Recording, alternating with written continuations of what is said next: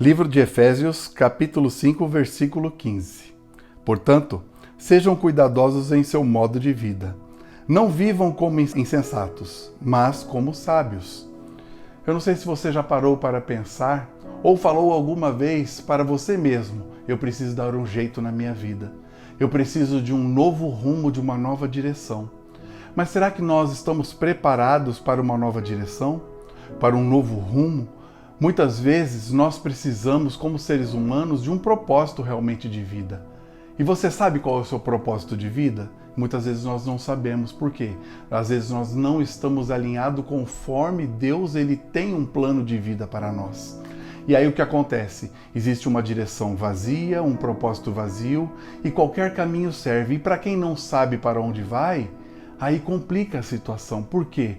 Porque qualquer pessoa serve, qualquer coisa serve, qualquer caminho. Então, ou seja, qualquer coisa veio para nós assumimos para a nossa vida. Quando nós assumimos qualquer coisa para a nossa caminhada, o que acontece?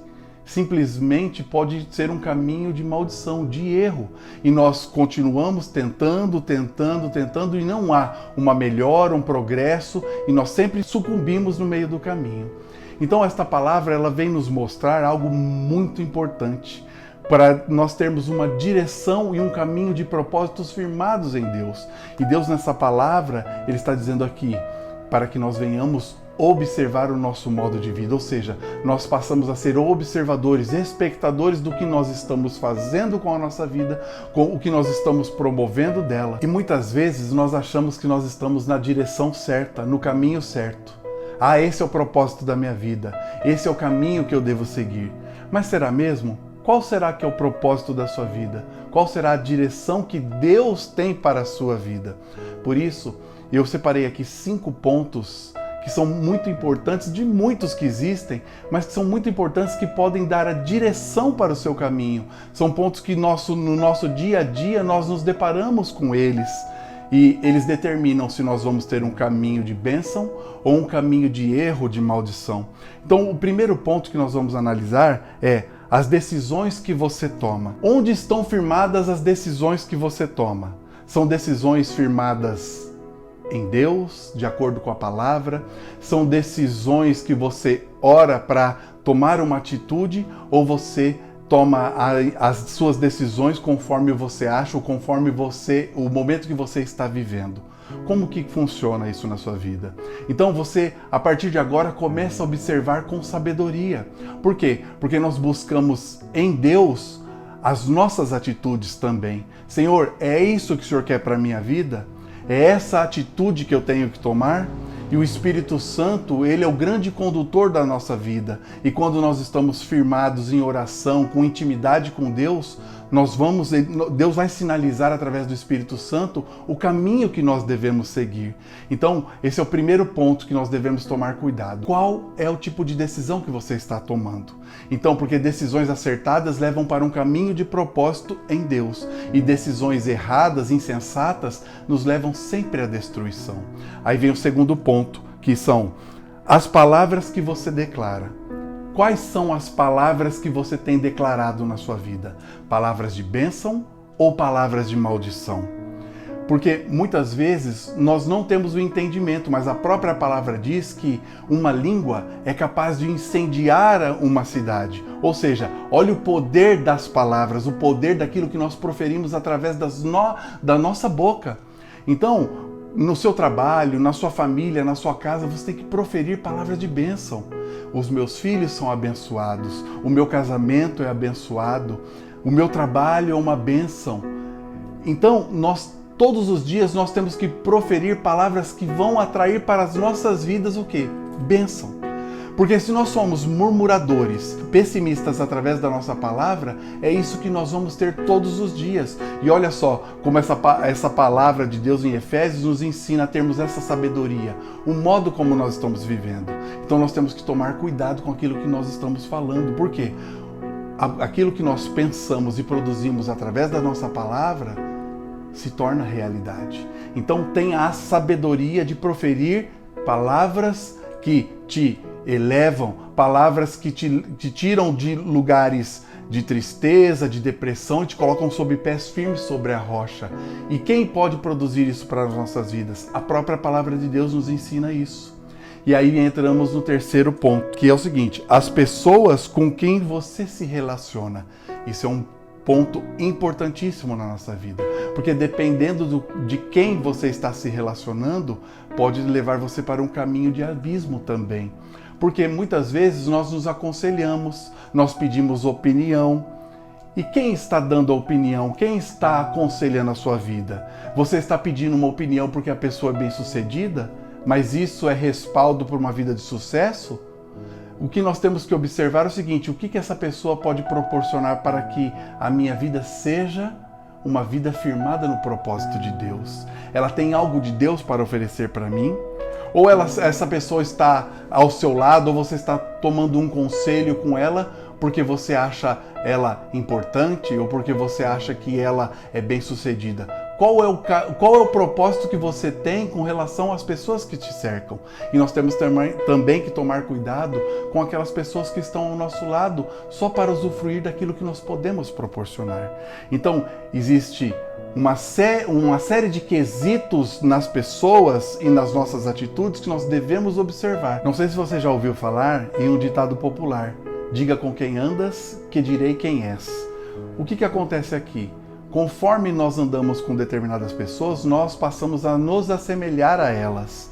Então, se uma pessoa não tem um ritmo de vida, um método de vida abençoado, insensato, nós vamos nos tornar como iguais. Então, nós temos que reunir essas informações e começarmos a observar quem nós estamos nos aconselhando, quem nós estamos buscando uma direção de vida.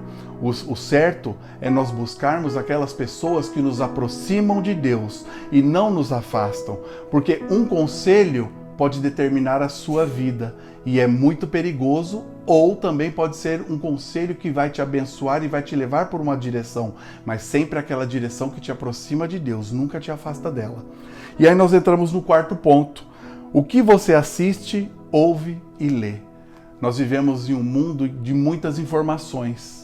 Então nós temos que tomar cuidado com aquilo que nós estamos absorvendo. Não é só no campo das nossas atitudes, daquilo que nós falamos e produzimos através das nossas palavras, mas assim aquilo que nós jogamos para o nosso templo interno, para o nosso coração, para a nossa mente. E às vezes você tem uma Smart TV na sua casa e no seu horário nobre você liga em uma novela. Aí a novela te ensina a trapacear, a trair. Pessoas que são bem-sucedidas são aquelas pessoas que sempre fazem as coisas contrárias à palavra de Deus. Só ensina coisas erradas. Traz ideologias para dentro do nosso lar que ferem a nossa família, a nossa conduta como cristão. Então, nós temos que observar aquilo que nós estamos também assistindo. Às vezes você também é uma pessoa firmada em um telejornal que só mostra desgraça, só mostra coisas ruins. O que você vai automaticamente fazer pensar da sua vida? Qualquer coisa que vai acontecer, nós somos produtos da nossa imaginação também. A sua mente vai pensar, a primeira coisa são coisas ruins. Então nós temos que tomar cuidado com o que nós temos dentro da nossa casa. Abra sua televisão, assista uma boa mensagem, ouça um louvor, promova coisas para a sua vida que vão te edificar e não destruir, abrir uma brecha para que entre a destruição na tua casa. Então nós temos que ter essa sabedoria, porque é insensatez nós como cristãos abrirmos uma telenovela e assistirmos como se fosse a melhor coisa do mundo, como se fosse um deleite abençoado. E não é. Então tome cuidado com o que você assiste, com o que você lê, com o que você está produzindo para o teu coração e para a tua casa. E aí vem o quinto ponto, que é: entrega o teu caminho ao Senhor. Na verdade, esse seria o primeiro ponto. Mas eu coloquei ele como quinto ponto, por quê? Porque somente quando nós entregamos o caminho ao Senhor, nós vamos ter a inteligência espiritual, nós vamos ter uma visão de espírito acerca de todos esses outros pontos. Porque olha só o que Deus fala na palavra em Jeremias 29:11. Porque eu bem sei os pensamentos que tenho sobre vós, pensamentos de paz e não de mal, para lhes dar um futuro que você espera, que nós esperamos. Ou seja, olha o que Deus tem para nós. Mas para que isso aconteça, nós temos que ter uma vida firmada em Deus. Ou seja, nós só vamos alcançar a sabedoria, como diz em Efésios, para nós observarmos o modo de vida que nós estamos vivendo, se nós entregarmos o nosso caminho ao Senhor.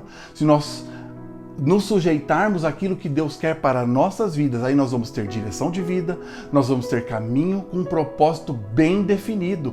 Olha só, em Provérbios 3, versículos 5 e 6, o que nos ensina? Confie no Senhor de todo o coração, não dependa de seu próprio entendimento. Olha só, está remetendo também aquilo que está falando, não se estribe no seu próprio entendimento. Não haja como insensato. Se nós confiamos no Senhor de todo o coração e nós buscamos Ele de todo o coração, Ele vai nos entregar a sabedoria e o direcionamento através do Espírito Santo. E aí continua. Busque a vontade dEle em tudo o que fizer. Ou seja, primeiro é a vontade do Pai. Se nós nos declaramos e nos julgamos servos do Senhor, seguidores de Cristo, nós temos que nos sujeitar. O modelo é Cristo. Cristo se sujeitou à vontade do Pai e nós temos que fazer a mesma coisa que Cristo. Nos sujeitarmos à vontade de Deus. Senhor, qual é a tua vontade? Eu tenho esse caminho, eu tenho esse propósito, mas será que essa direção e esse caminho, esse propósito é para a minha vida? Me sinaliza, me mostra. O que sua palavra fala sobre isso? Isso me afasta? Me aproxima de ti? Então nós vamos tendo essa inteligência espiritual para conduzir as nossas vidas. E aí continua a palavra. E Ele lhe mostrará o caminho que deve seguir. É exatamente isso que eu acabei de dizer. Ou seja, nós temos que parar de nos estribar no nosso próprio entendimento, agir com o nosso coração, com a nossa vontade. Nosso coração enganoso nos leva para caminhos que não agradam o coração de Deus. Por quê? Porque a vontade de Deus tem que imperar sobre nós. Então, nós temos que entender e nós vamos só alcançar uma direção correta se nós estivermos firmados em Deus. Por quê? Porque a nossa vontade ela é errônea, mas a vontade de Deus ela é boa, perfeita e agradável. E nós vamos ter um caminho de bênçãos. Nós vamos ter lutas? Sim. Nós vamos passar por provas? Com certeza. Mas a maneira como nós vamos passar, o direcionamento que nós vamos ter é diferente.